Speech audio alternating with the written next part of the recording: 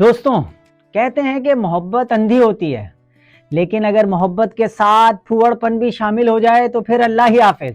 یہ کہانی ہے ایک ایسی بیوی کی جو اپنے شوہر سے بے حد محبت کرتی تھی، مگر بدقسمتی سے اسے نہ کھانا پکانے کا سلیقہ تھا اور نہ ہی گھر کے کام کا ڈھنگ۔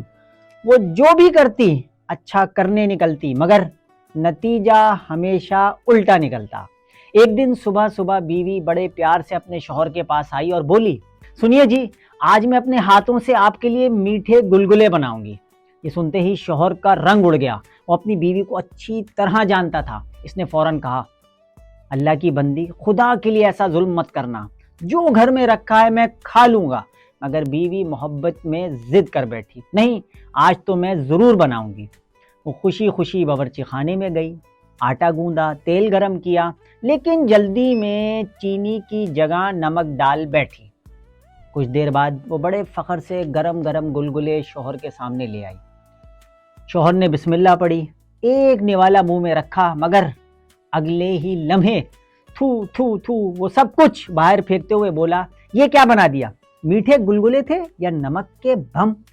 بیوی شرمندہ تو بہت ہوئی، مگر ہار ماننے والوں میں سے نہیں تھی۔ وہ بولی، کوئی بات نہیں، میں اب آپ کے لیے مزیدار پکوڑے بناتی ہوں۔ شوہر نے ہاتھ جوڑ لیے، اللہ کی بندی میری جان بخش دو، کچھ مت بناؤ۔ مگر وہ پھر بھی نہ مانی۔ اس نے بیسن تیار کیا، مگر مرچیں اتنی ڈال دیں کہ ایک پکوڑا کسی اژدہے کو بھی کھلا دیا جاتا تو وہ بھی پانی مانگ لیتا۔ پکوڑے تیار ہوئے، شوہر نے ہمت کر کے ایک نوالا لیا، بس پھر کیا تھا، اس کی آنکھوں سے آنسو بہنے لگے، زبان جلنے لگی، ناک بہنے لگی، اور وہ پانی کے گڑھے کی طرف ایسے دوڑا جیسے صحرا میں کوئی مسافر چشمہ دیکھ لے۔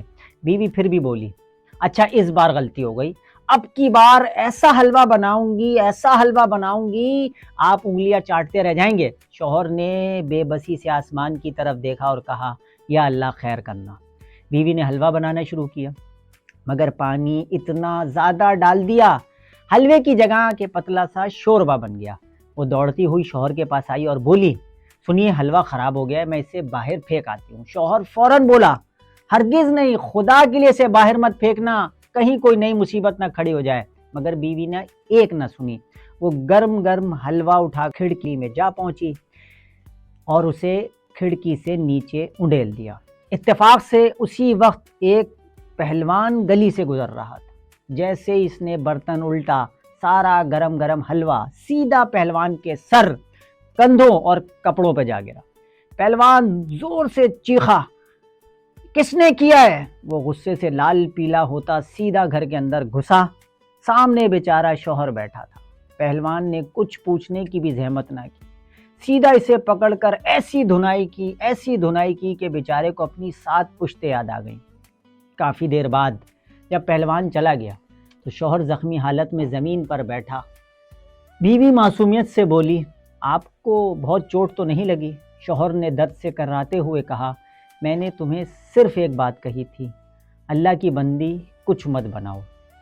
آج یہ جو کہانی آپ کے سامنے رکھی ہے ایک پھوڑ عورت کی، اس کی وجہ اس وقت یاد آئی، یہ کہانی اس وقت یاد آئی کہ جب مرتضیٰ وہاب صاحب کراچی کے میئر نے گلشن جیسی مصروف جگہ پر ایک بار پھر اور ڈسکو بیکری کے اوپر ایک پل بنانے کا فیصلہ کیا ہے، تو اس وقت فوری طور پر صرف یہی خیال آیا کہ اگر آپ بھی یہ پل نہ بنائیں تو یقیناً جو کچھ کام جو ایک پھوڑ عورت کر چکی تھی وہی کام آپ دوبارہ انجام دینے جو جا رہے ہیں، جس کے نتیجے میں آپ کو اندازہ ہے کہ تمام تر کاروبار جو کہ وہاں پر اطراف کے اندر گلیوں کے اندر موجود ہے اس کا یقیناً بربادہ ہو جائے۔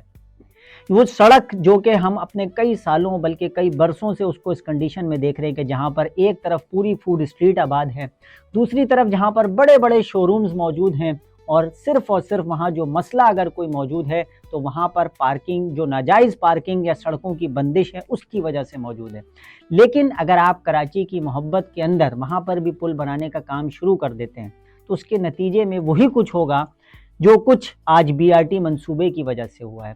تو ہم بھی کراچی کے عوام آپ سے ہاتھ جوڑ کر اپیل کرتے ہیں کہ آپ کی کراچی سے محبت، کراچی کے عوام سے جو محبت ہے وہ ڈھکی چھپی نہیں ہے، لیکن جس طرح کریم آباد کا پل ہمارے لیے ایک عذاب بنا رہا، جس طرح شاہ فیصل کا پل ہمارے لیے ایک عذاب بنا رہا، جس طرح بی آر ٹی اور کراچی یونیورسٹی کی سڑکیں آج پورے کراچی کے لیے ایک وبال اور عذاب ہیں، تو سر آپ بھی مہربانی کیجئے اور کچھ مت بنائیے۔